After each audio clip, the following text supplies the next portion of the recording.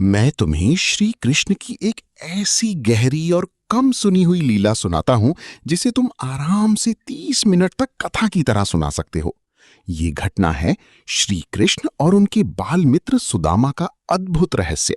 लेकिन इसमें एक ऐसा पहलू है जो बहुत कम लोग जानते हैं। कथा सुदामा के चावल का छुपा हुआ रहस्य। एक समय की बात है जब सुदामा अत्यंत गरीबी में जीवन बिता रहे थे। उनकी पत्नी ने कहा, आप द्वारका जाकर अपने मित्र कृष्ण से मिलिए, शायद हमारी गरीबी दूर हो जाए।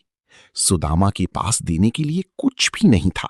बड़ी मुश्किल से उन्होंने थोड़ी सी चिवड़ा यानी पोहा एक कपड़े में बांध लिए। द्वारका में अद्भुत मिलन।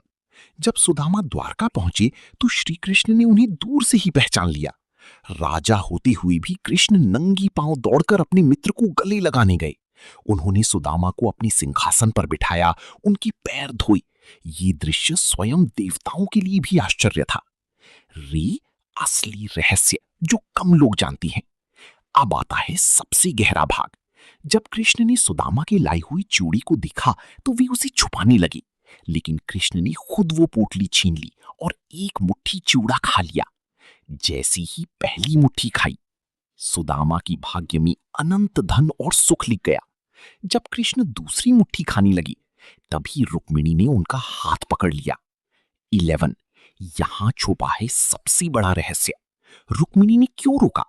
क्योंकि पहली मुट्ठी सुदामा का भौतिक जीवन यानी धन, घर, सुख बदल गया।